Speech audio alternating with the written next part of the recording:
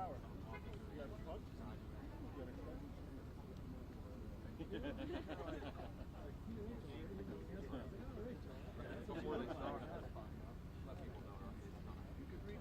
worked with Blake and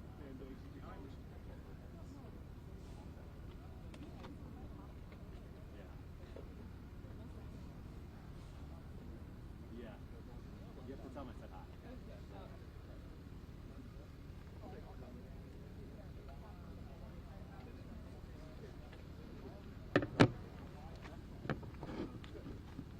Hey.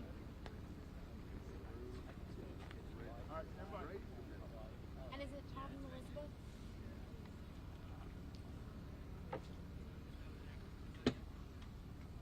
Hey, this press conference is about to start. Can I call you back? Yes, I am. Thank you. Yeah, they're walking up right now. Bye-bye. Great. I'll go ahead and announce this. Yeah. Good evening, everyone. My name is Lieutenant Luke Pinio with the U.S. Coast Guard, Public Information Officer. Today I'm joined with Rear Admiral Shannon Gilreath, Commander, 5th Coast Guard District, as well as Colonel Roland L. Butler, Jr., Superintendent, Maryland State Police.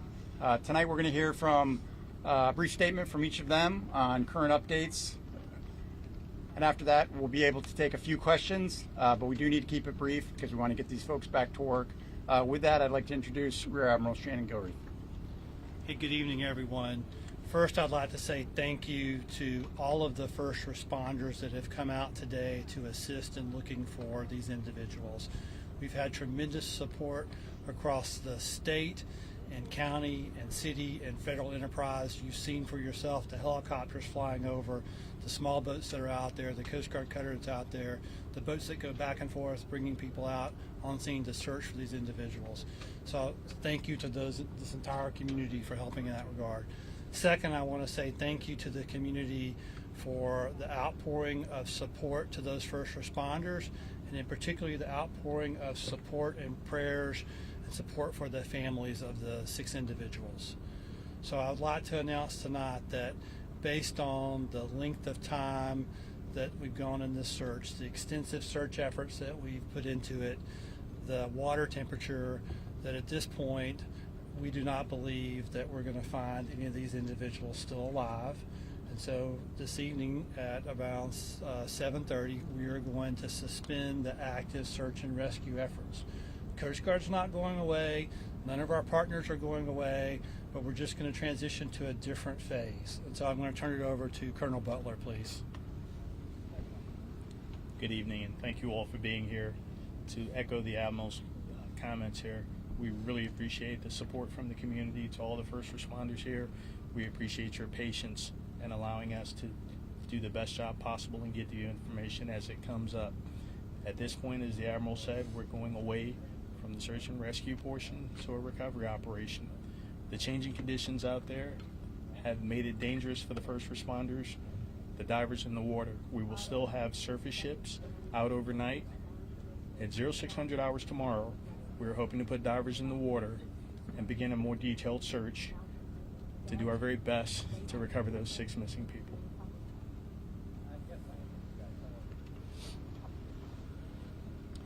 Thank you. With that, we have time for just a few questions. We know there's a lot of questions that still have to be answered, and we do have time for just a few. So if we could take a few, please. So do we think it's still just 6?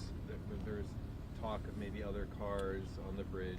All the information we have is it's 6 individuals. Got it. Yes, sir. Can you go into detail about how difficult this might be for the recovery phase of this now? Like, what kind of challenges are you up against? Well, I'll start by saying I'm going to turn it over to the experts on diving. I'm not an expert on diving, but we've got very difficult water temperatures. You have structures from the bridge that are in the water that can move with the tides and currents, making that dangerous for divers and people in the water to actually try to do recovery. And we do not want to injure any of these first responders in this recovery effort. We absolutely want to be as safe as possible for everyone involved in this. And I'll let Colonel Brown has anything he wants to add. Can you go into specifics about what the search and rescue entailed? Like, were there scuba divers, or was everything above water, sonar, any sort of equipment that might have been utilized over the past 12 hours?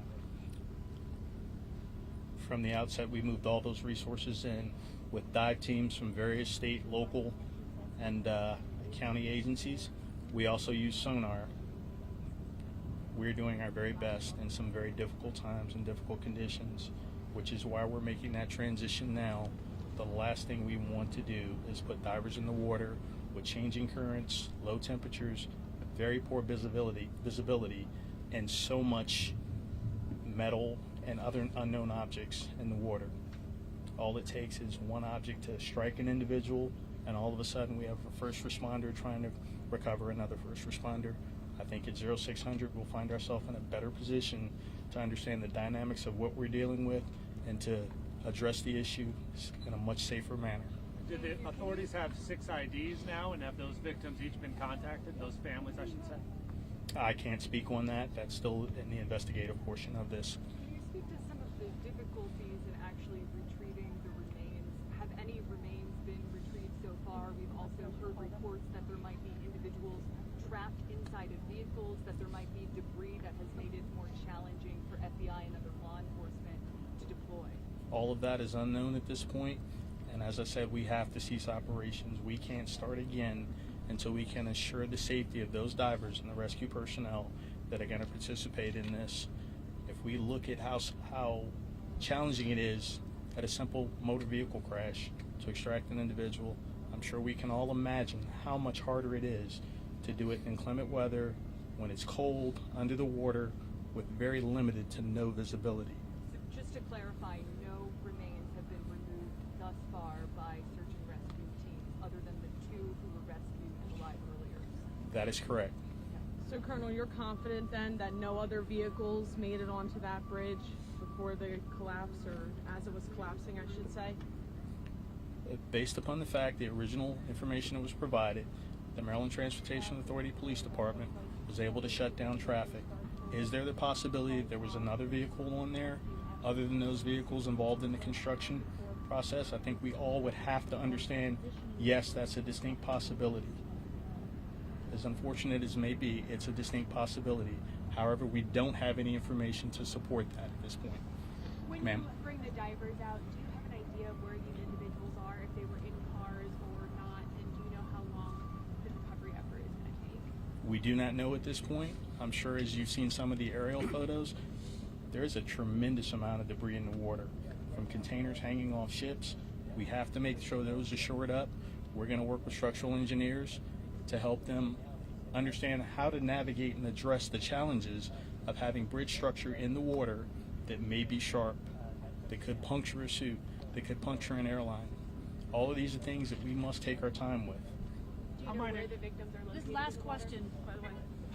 I'm sorry? Where the victims are located in the water? Have you been able to find them yet, or if they're in cars or not? At this point, we do not know where they are, but we intend to give it our best effort to help these families find closure. How might inclement weather tomorrow impact the recovery efforts?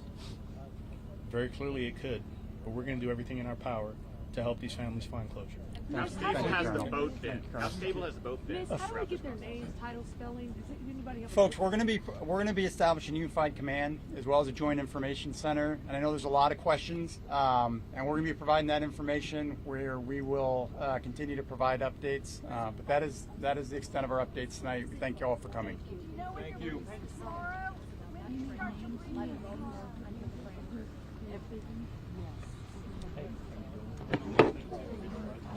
Saying